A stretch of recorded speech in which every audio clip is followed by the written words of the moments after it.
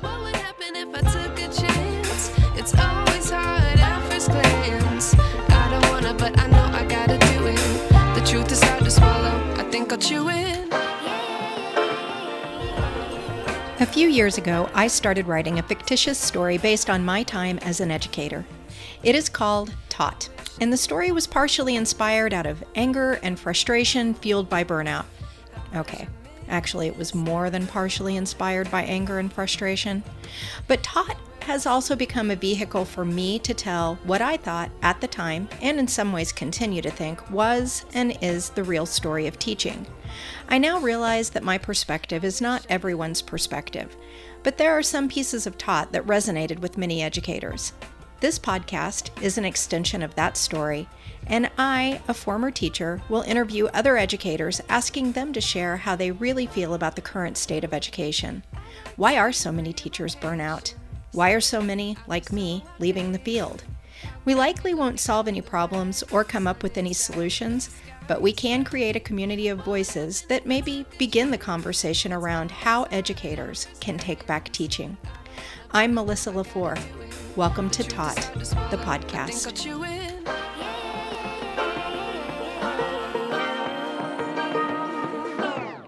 I like to be educated, but I'm so frustrated.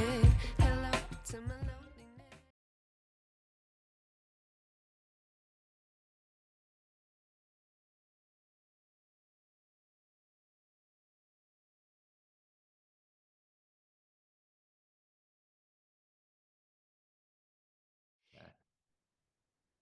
Hey, everybody.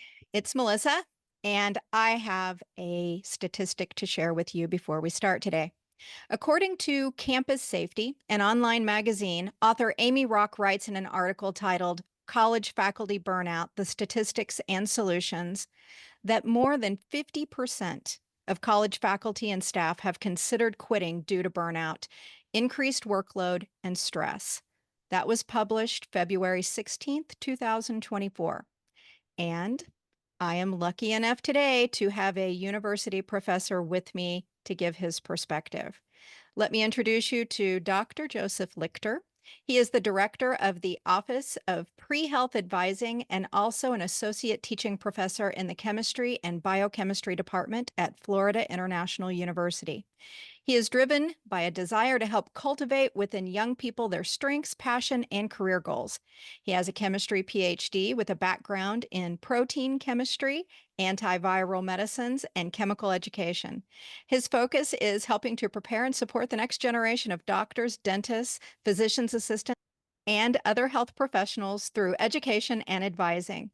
If that wasn't enough to keep anyone busy, Dr. Lichter is also a psychedelic educator, teaching 3 courses on psychedelics and advising the university psychedelic student group.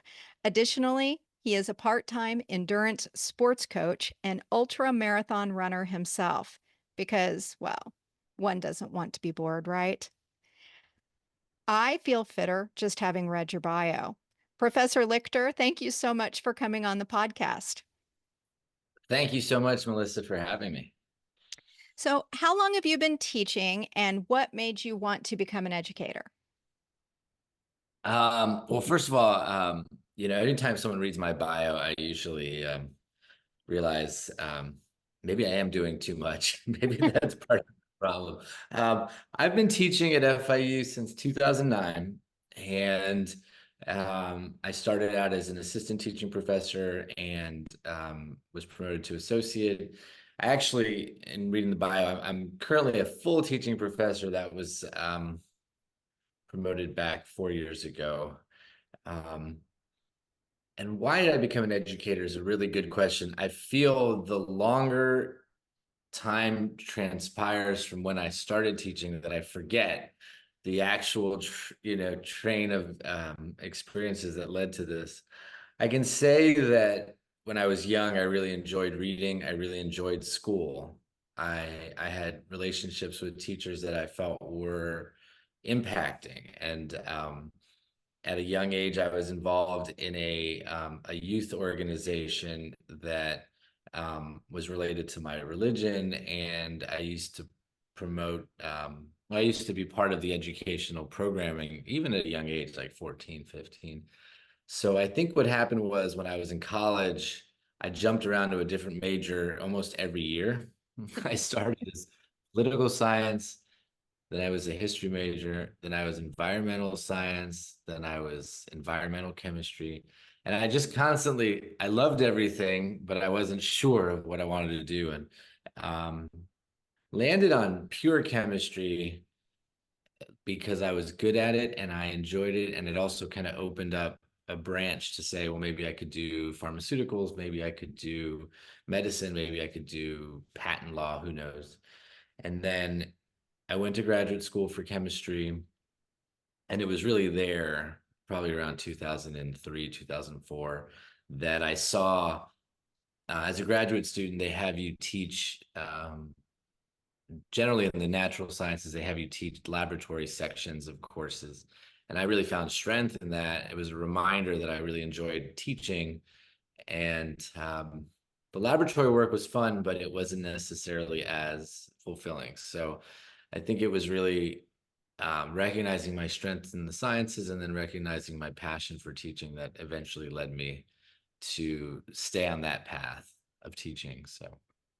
It's always interesting to me to hear because most educators have a bit of a winding road. I've interviewed a couple of people that were like, nope, I knew I wanted to be a teacher, and that is the trajectory that I went on. But most of us, I think, kind of take a winding path to it that keeps bringing us back to a love of learning ourselves and then liking to share that with others. Yeah, for sure. So, as you know, this podcast is about all things relating to educator burnout. Are you seeing burnout at your level being an issue? Yeah, we talked about this a little bit before we started recording. Um, when I made the decision to teach at the university level, I can say that um, it was deliberate. I had hoped that it would be an audience that, um, and I should backtrack and say that even as a graduate student, I taught at a Sunday school. I taught seventh graders, which was interesting. And then I also taught as part of a National Science Foundation fellowship high school, and that was in Alpharetta. I taught really the gamut of sciences. I taught. They had an IB program that was doing organic chemistry, which was the top students, and then I taught like physical sciences, which the kids sat in the classroom with their sunglasses on, their backpacks on, and they really didn't want to be there. But I think when I chose, because as I was doing my PhD, it was apparent that this really allowed me to go into educating at the college level, the university level, that it was a hope that at this point in people's lives, they know what they want to do and they're committed to being there. I don't have to fill out hall passes and deal with pep rallies and parents. It was going to be, in my eyes, the perfect job. Yeah. People that wanted to really further their education. And in the 15 years that I've been teaching, I have seen burnout not just at in my own case, but with my colleagues. There's definitely a bit of this quiet quitting that you hear about, which is this concept where you're not really actually quitting. You're not giving up your job. You're not giving up your salary, but you are giving up the passion of what you do. And I see that in faculty who maybe the research isn't going so well and they're just forced to teach and they just recycle the syllabus every semester, and they're just not driven by the job. And there's probably a lot of reasons for it. There's always there's workload and there's life load to begin with. But I do think there's also a changing student, and that's been really difficult for faculty to understand. I've been sharing a lot that the recent book that came out by Jonathan Haidt called The Anxious Generation Yep. really, really talks about growing anxiety in young people, growing uh, coddling of young people, changing universities from being places that are engaged in critical thinking and argumentation to making them safe spaces. We don't want to really, we don't want to anger anybody. We want to make everybody happy. And that's really, I think it's impacting faculty to a place where we have left thinking our jobs are about changing young people and engaging young people and more of just being a part of their it's like a stepping stone to their next place to go, and we don't want to upset them. So I think there's some faculty that just feel the easy way is to give everybody A's, to not ruffle any feathers, and part of that has to do with hearing stories of faculty that get in trouble. um, so I think there's a level of students are changing.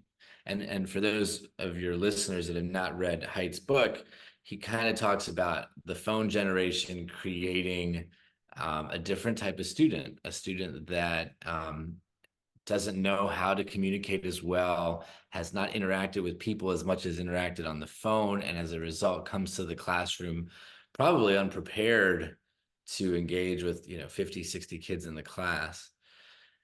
So the short answer is that I think as the young person's lifestyle has changed, faculty have struggled to know how to work with them. And so there is this tendency to just do what you've been doing and not do anything different. Right. Um, and that can lead to burnout. That can, if you're not feeling challenged by what you're doing, it's probably why, in my bio you said, he part-time endurance runner. I am definitely driven by challenging myself physically, but also intellectually. And so I'm trying to not be burnt out in my job. Well, it's interesting that you say that because one of the things that we know, and I have some other guests that are going to come on in a future episode that are going to talk about kind of how you know you're burnout. And one of them is that you're just kind of checked out after a while. You see no benefit in working any harder than what you are because you really don't believe anymore that the outcome is going to be different no matter how much effort you put in. And I mean, that's exactly what you're saying. So that fits the definition of burnout 100%.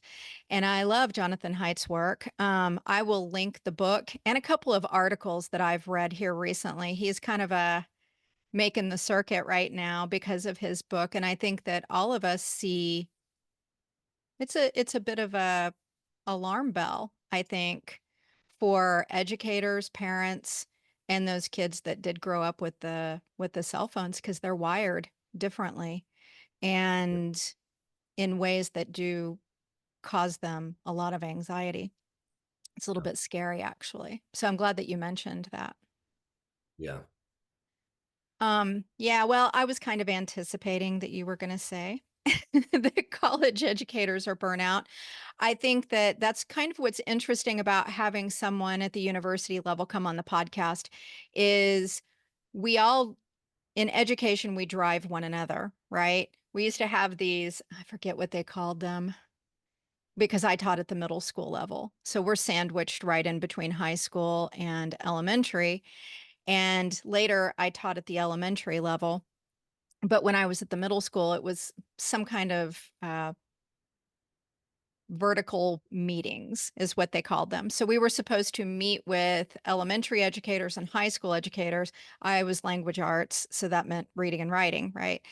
And back in the day, that used to be really important. I'm not so sure, especially the writing pieces anymore, but we would have these meetings and they wanted to know what we were doing that supported what the elementary school had done and what the high school was going to do. And we all feed each other. And it's always interesting to see what's driving what. And what you said about grades, I mean, I taught middle school. I left in 2013 was when I stopped teaching, or 2015 when I stopped teaching middle school. And I got to tell you, that was the grade thing was huge. Do not give a student a failing grade. Really think about what an A, B, C, or D means to the student and the learning objective. And it was very challenging for content specific teachers to embrace this philosophy of grades are these malleable things. Um, I think that educators don't feel that way for the most part when we have a content that we specifically teach. Either you learned the content or you did not. And there can be a spectrum of learning that occurs. But this moving away from grades, I think was a big piece that drove up to the college level. I mean, I think it started in the younger grades, and boy, it got pushed onto your area. Yeah, I have a lot I could add to that. In my role as the director of our Office of Pre-Health Advising, I sit and advise and meet with students that are trying to go to medical school, dental school, and all of these professional programs have a admissions exam. Medicine has the MCAT, the medical competency admissions test, and the dental have the dental admissions test. And these standardized exams are in place to ensure that somebody who is taking classes at my university at Florida International has the same, standard information and knowledge as somebody coming from another college, university, whatnot. And when the schools look at your application, they're looking both at your test score and your GPA.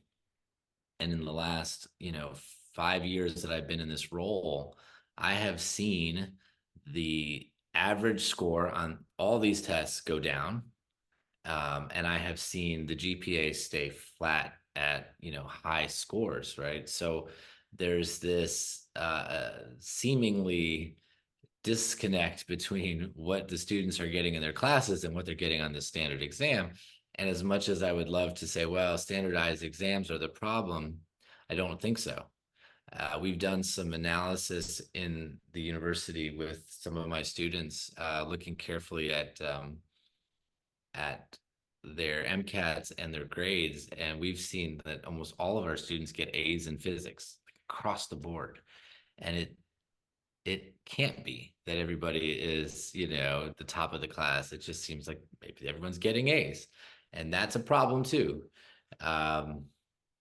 Early in my education, I remember reading a paper in educational theory about motivation in the classroom, and I think it was Johnson and Johnson's famous couple that did educational theory, and they said, motivation in the classroom is really a three-pronged thing.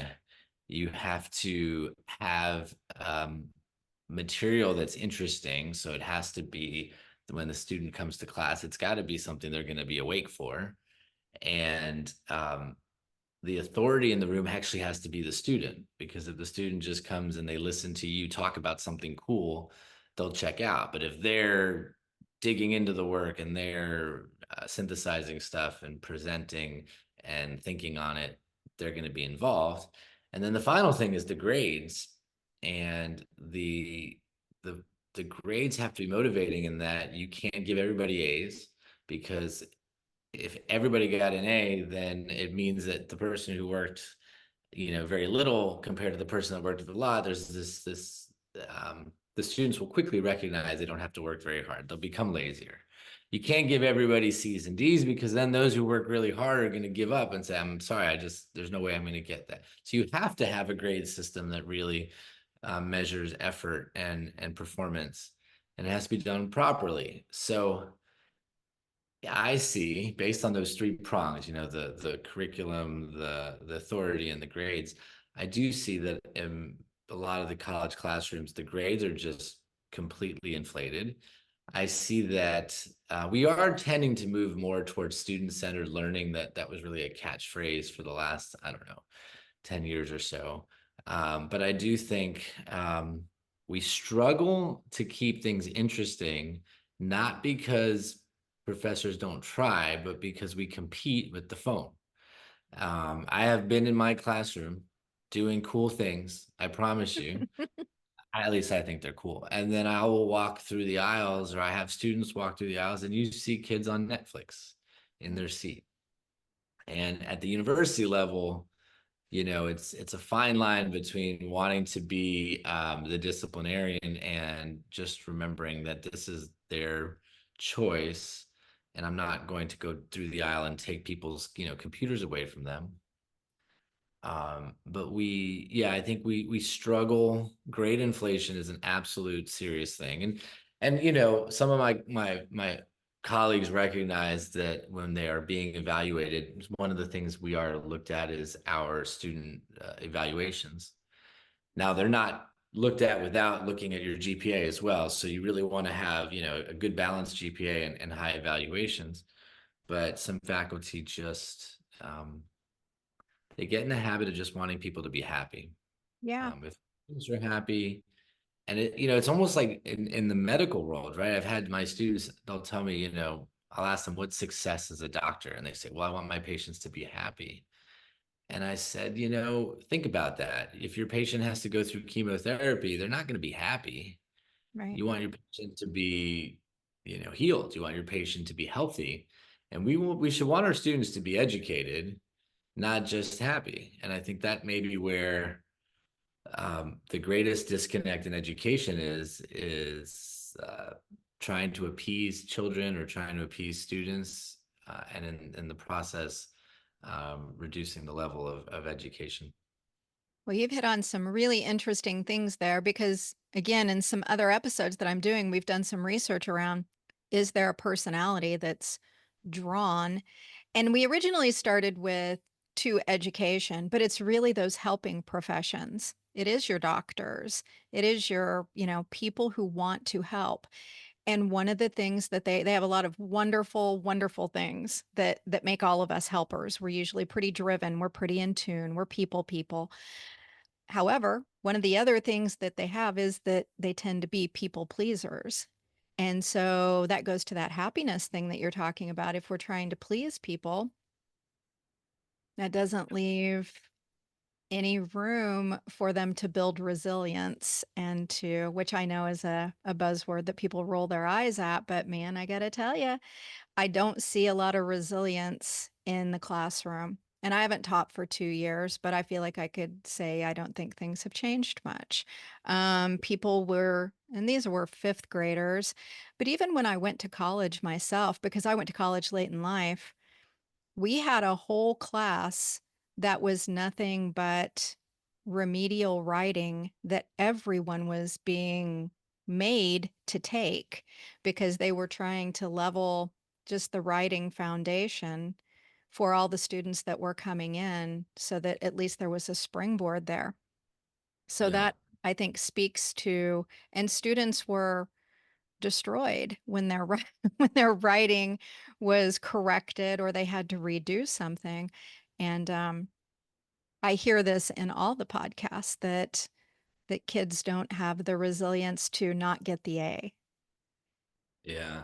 Yeah. There's, we were just talking about Haidt's book, The Anxious Generation, but he wrote a book with Greg Lukianoff called The Coddling of the American Mind. And that was a big argument in that book as well. And lots of examples of just, rather than engaging with young people, and it may be just in a society that does have a tendency to cancel and you know like right now the internet is blowing up with a viral video of a girl talking about how to keep her man, and the internet blows up with this inane stupid thing that everybody now knows about. And I think teachers are not wanting to be in the limelight for negative things. I think Yeah. universities be in the limelight, and the way viral content transfers, um, there is a fear constantly that, if get into the news, you're going to be not just in the news, but you're going to be, millions of people are going to be observing what you do. So to stay, safe, I think a lot of professors um, just try to make, the day easy for themselves, easy for their, and then there's the whole separate thing, which I'm not even mentioning, but just family life, right? Trying to parent, trying to make sure you're there for your loved ones, make sure your ends meet. Um, there's just so much on people's plates that, personally, I don't have any children. And I think I couldn't imagine with the things that I do having the time. And I know that um, a lot of my colleagues do have kids and they want to make sure they're there for them and there for their soccer games and there to help them with their homework. And so, yeah, there's this another piece to the story, which is how do you balance and if you think about in particular medical doctors or PhDs, here you have people like myself that went to school in their 20s, the entire 20s, and only learned to work. I mean, I think one of the reasons I never got married or had children was that I just was constantly working into my 30s.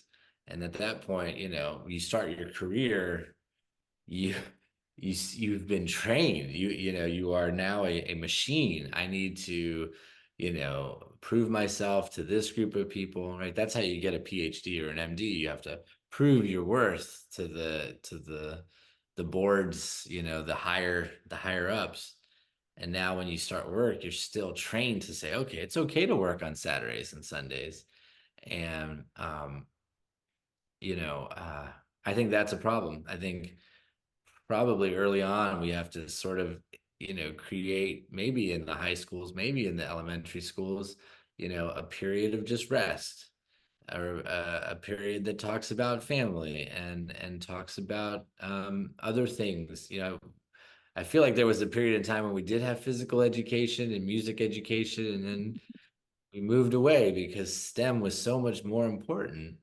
But you do have problems, I think, in the world where workaholic tendencies are pervasive. Yeah. And you mentioned this earlier and the thought came into my head. It would be when you were talking about quiet quitting, it would be amazing if we were all independently, financially stable. But most of us have to do something. And I can see why the quiet quitting becomes the something that you do just to try to have some balance amongst all those things that you just mentioned. Yeah. And here's something funny. I probably shouldn't say this on a public podcast, but so in Florida, um, I think people have recognized that there's quiet quitting in universities. And this is why there was an effort to create this post tenure review. So, Governor DeSantis, who's not generally loved by the left leaning academic world, um, but to be fair, he had an idea that maybe is in line with some of the things we're talking about today, that he wanted to ensure that people don't quiet quit. And so he implemented what's called post tenure review, which means that after you get tenure, you still can be reviewed to see what your productivity is. I'm not so sure I'm against it, right? But in meetings in my university, there are so many tenured faculty that have been trying to um, find ways around this post tenure review, and it starts with the the university developing its own policies that they're going to then share with the state and say, this is what we're going to do to review. And they're creating these bars that are set really low so that their post tenure review will not potentially cause somebody to be fired after they receive tenure. And it's a very interesting discussion because I see both sides very clearly. You have the faculty member who's worked for 20 years and maybe their research is not so productive.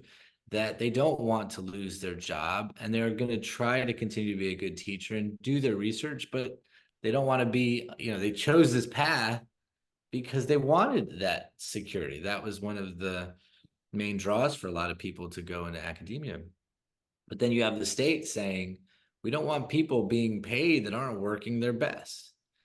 And it's a very interesting argument because when I sit and I listen to some of my colleagues try to set the bar low for the post tenure review so they don't get fired, I say to myself, shouldn't these folks just be thinking about how they can be a better educator and not worry so much about setting a low bar, but actually set a high bar and reach for that? But it's maybe a deep question of, how hard do we have to work our whole lives? Can we work hard for 20 years and then kind of work a little less hard and be okay? Um, but that transfers into, if you're going to be a professor and you're going to work with young people and you decide you want to have your low working period now, are you giving your students the best effort? So it's an interesting thing. I think that the state recognized the quiet quitting problem in the education system. I've seen it. Um, I don't want to see my colleagues, scared for their jobs into their 50s and 60s and 70s. But I also get the fact that, hey, we need to constantly be thinking about how to be the best at our jobs, um, at a level that's not necessarily going to impede on your ability to also be the best husband or wife or father. Yeah, and that's exactly what I was going to say. I think you did a good job of presenting both sides of that. And obviously, I don't know that world. I've never worked at the higher level. But I will say the first thought that comes to my mind too is how do we maybe change what is considered good work in the field? Because I can tell you right now, I have never worked as hard in my life as I did when I was a teacher. But I do not think that a lot of the work I did was good work because I had demands that were ridiculous, that had nothing to do with why I started teaching to begin with, or good teaching and education practices around student outcomes. And I would say I work just as hard at this podcast, but I'm not burnout. I spend Yeah. just as much time doing it and learning and doing those things. And I do feel like someone might think my outcome's not that great, but I feel like it's good work. And I think in education, all again, up and down throughout it, we have this idea of what it looks like to work hard and do good work. And I challenge the goals that we set for ourselves because I think that they're off the mark a lot of times. I don't know if it's the same at the university level. Yeah, you bring up a good point. How do we know we're doing good work? It may be one of the greatest questions I have about education. If you're a good plumber, then when you go to your client's site, all the pipes work fine and you fixed any clogs. And if you're a good electrician, you've made sure the electricity is flowing. How do you know you're a good teacher? Is it that your students have all gotten great careers? Is it that your students are all happy in the future? Kind of like we were talking about before. So it's a difficult thing to measure the success of an educator. But I think to your point about your podcast, when you find things that you're passionate about, you know, work doesn't feel like a drag, and maybe we should try to harness in educators throughout their career more passion within them, whatever that looks like, whether it means, creating space for passion focus groups. What is driving, Dr. Smith at his 20th year as a professor, and how can we as a university or a society help him or her to find it? Well, um and not to take a stance on the issue that you mentioned, but the Governor DeSantos's of the world telling us how to do what we're passionate about, I think really puts a drag on being able to do that. I mean, being able to teach to our passions sometimes. And not obviously not just him, but any of our policymakers in education have a tendency to try to control how we're doing it. And Yeah, yeah. So it's funny you should say that because I get into a lot of discussions. I believe that educators should really try to separate their political belief from their classroom, largely because, well, for so many reasons, but the first being that our job as an educator is not to indoctrinate or politically drive a young person to feel more Republican or feel more Democrat. Our job is to help them find their passions and strengths and learn how to navigate the world in a way that is uh, intelligent, educated, uh, understanding sourcing of information, understanding the importance of evidence, understanding the humanities and the sciences.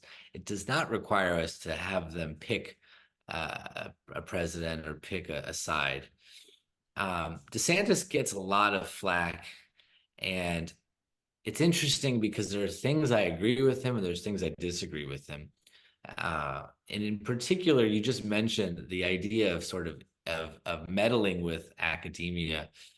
Um, there are places that we as a business model are sometimes veer too far away from what we need to be doing. And it is because we have a compulsory education in this country, not even at the university level, but at the K-12 level. And then we do have funding at the college level, that there is going to be some interaction with state and federal, sure. legislators, leaders. So you have to kind of appreciate that, but also try to think about that as an educator. And maybe that's also one of the reasons why I don't think we should be politically driven in the way we teach, is that if we get a different party in charge, if I'm a left-leaning professor and we have a right-leaning government, am I going to be spending my time worrying about that and then getting away from the thing that I should be doing, which is education? Um, I know there's a lot of people that disagree with me on that, and I, I, I don't speak about it naive to the fact that there are, you know, programs that are, social justice programs and very, conservative programs. But I do personally think that that's another problem with education right now, is the politicization of it in general. And maybe it's because I teach chemistry and medicine, but since I started teaching about psychedelics, it's part of the conversation because we do see policy being written up, and people have to vote on it. And that's a whole, I could go on for Yeah. hours about psychedelics. So maybe I'll stop there. Well, you don't have to, because that's why we have the disclaimer, which is all opinion, not all opinion. You know what you're talking about, but I have a tendency to insert my opinion a lot here. Um, and I think that you're right. I think, to be honest, taking it a step further, I think that when we let that line get really blurry, we allow politicians to kind of use education, as a tool for them, which is never the way that it should be.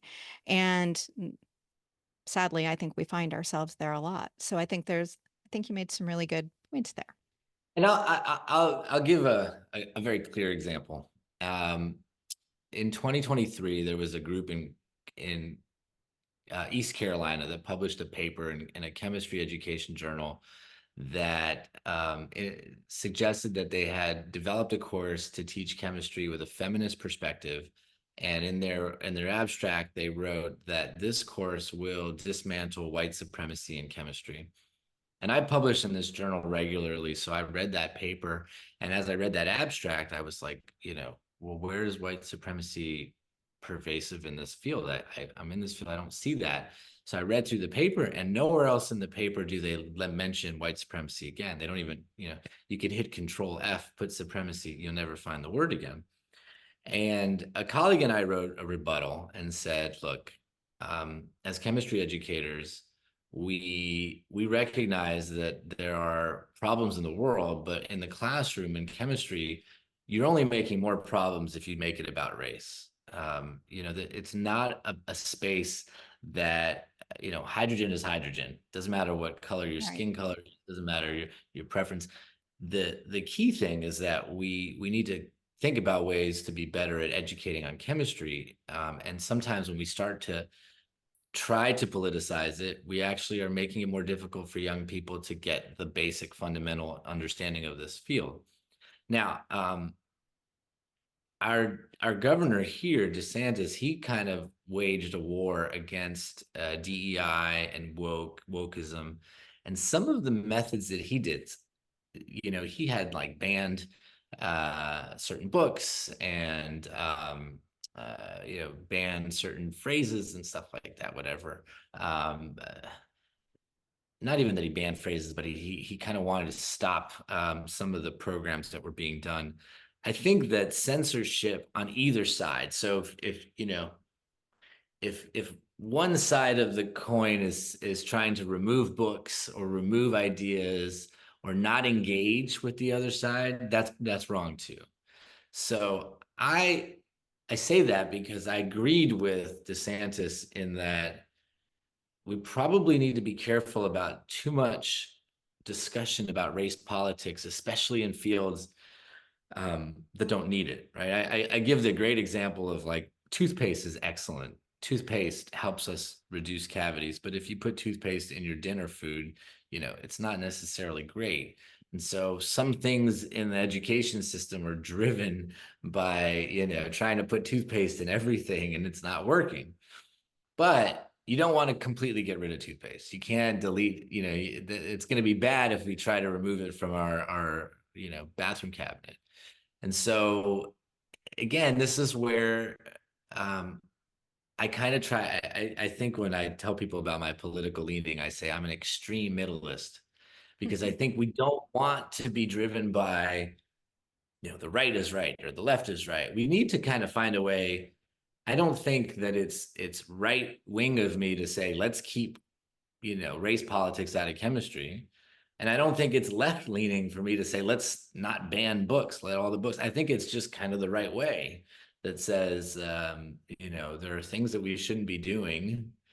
Well, I think to eh, your point, we've lost the ability in most areas to be able to just have a discourse, to be able to just talk about things and say, well, I don't agree with that, and this is why, and then move on.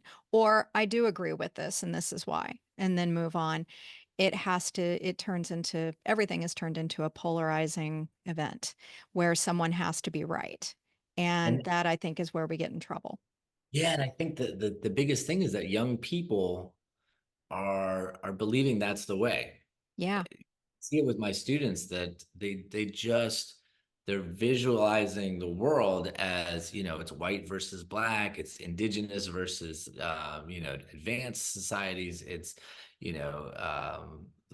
just constantly putting people against each other. And um I just did, before this podcast last week, I did a 380-mile journey across the state of Alabama. It's a race called the Last Annual Heart of the South. There were 54 of us that started in Destin, Florida, and we were going all the way up to Chattanooga. And only 17 of us finished. It was really difficult.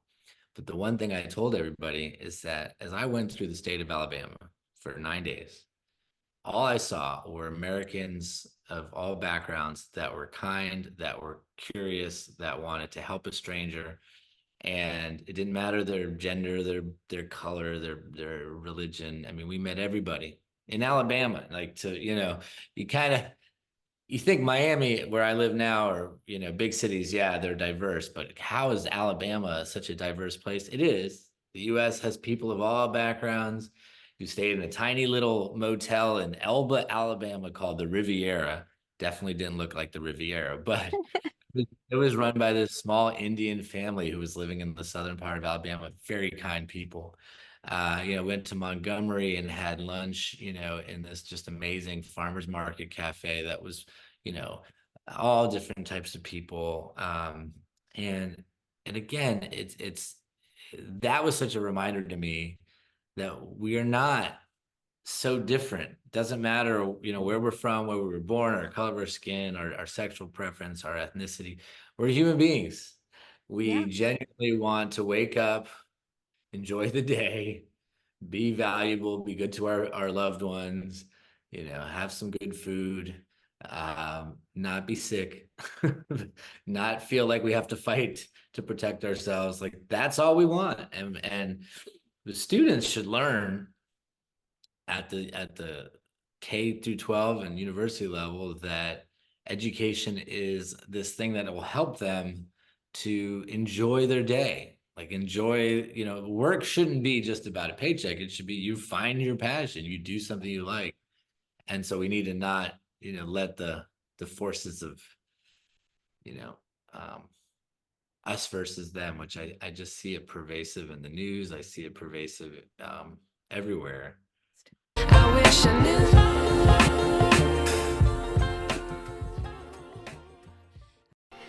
Today's episode was produced and edited by me.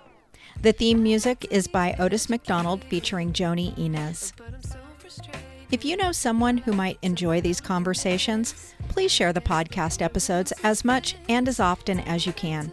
It's as simple as copying the link you use to access today's episode and sending it in a message or sharing it on social media. I'm a small independent operation, and your shares broaden our audience. Perhaps you or someone you know will be inspired to talk about teacher burnout. If you would like to get your voice on my podcast, contact me via the link on my webpage, taught.buzzsprout.com. Coach, speaker, and author Rashid Ogunlaro said, "It may take many voices for people to hear the same message." Join me in being one of the many voices rising up to get the message out around educator burnout. This is Melissa LaFleur. Thank you for listening to Taught, the podcast.